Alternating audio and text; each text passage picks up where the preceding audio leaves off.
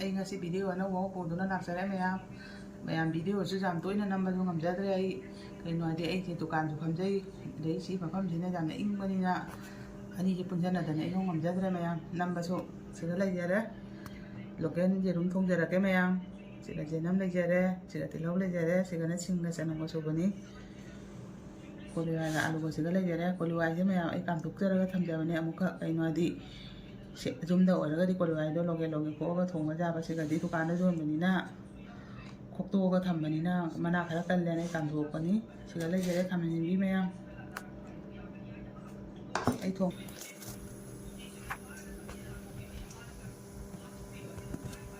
ꯃꯌꯥꯝ ꯊꯥꯎ ꯍꯩꯖꯔꯒꯦ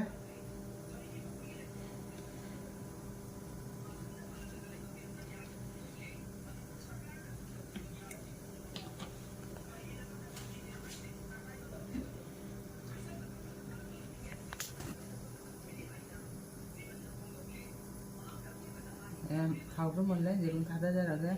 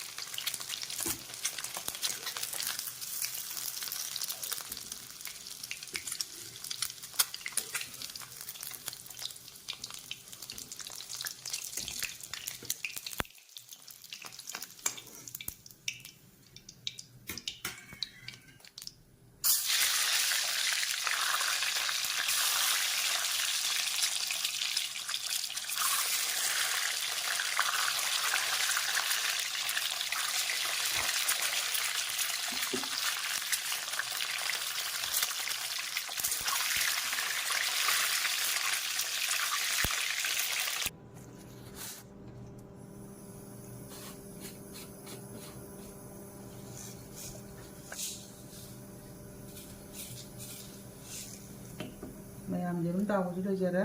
ꯑꯩ ꯃꯔꯣꯏ ꯉꯧꯖꯔꯛꯑꯒꯦ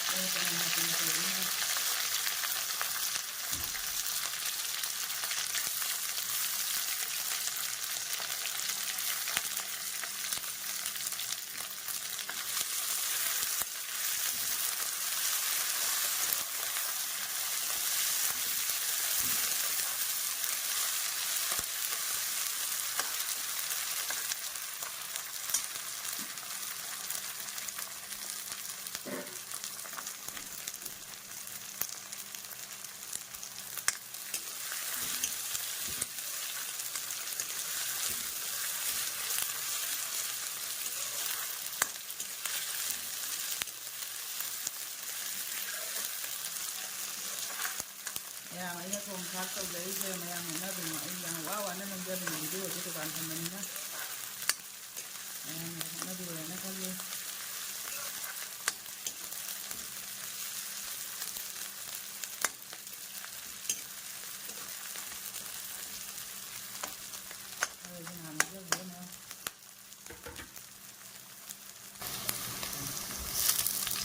mỡ mình rất là bây giờ đó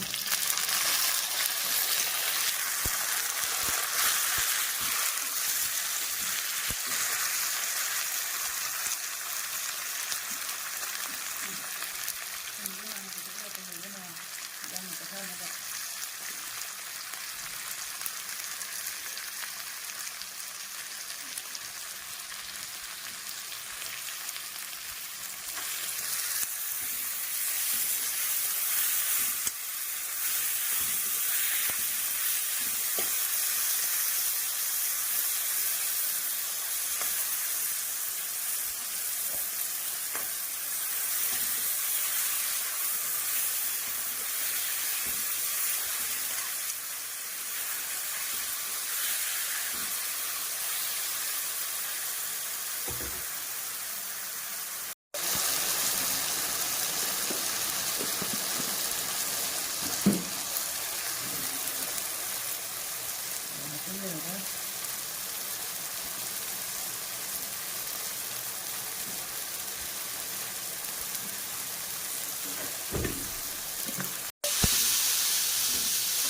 gian cũng lớn nha để nó không chỉ bị người nhẹ một cái sẵn sàng cả đây là đẹp ạ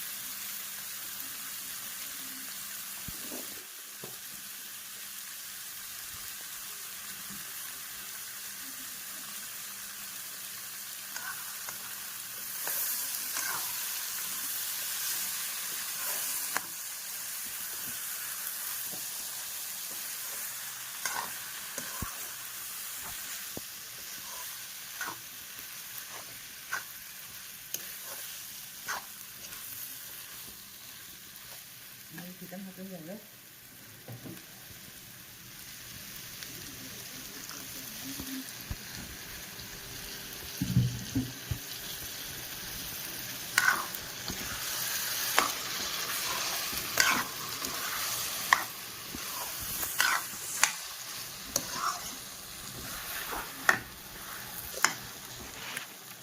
chưa gì vậy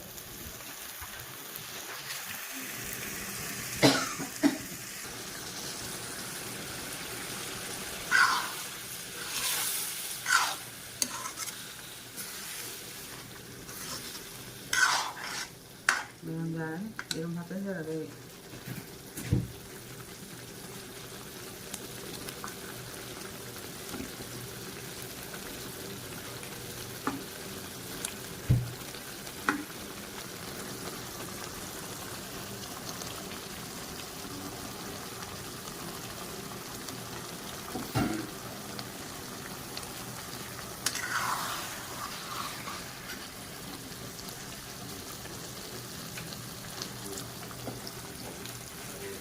hạt đến giờ đấy mày không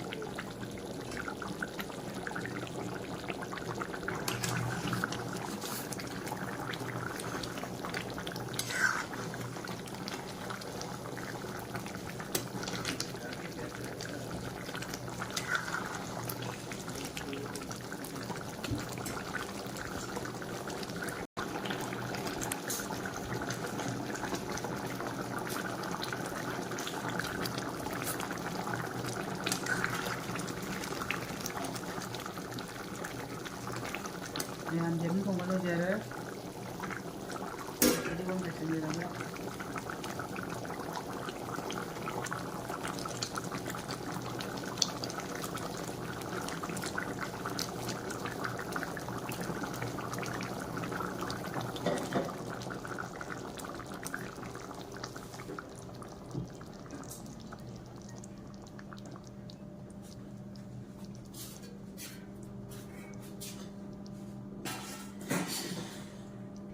meyam ai video sa jiga matang sa jiga lo senjara meyam meyam na ibu nungsi na like subscribe share tau video ai matung da na video pu na laksa meyam lo senjara meyam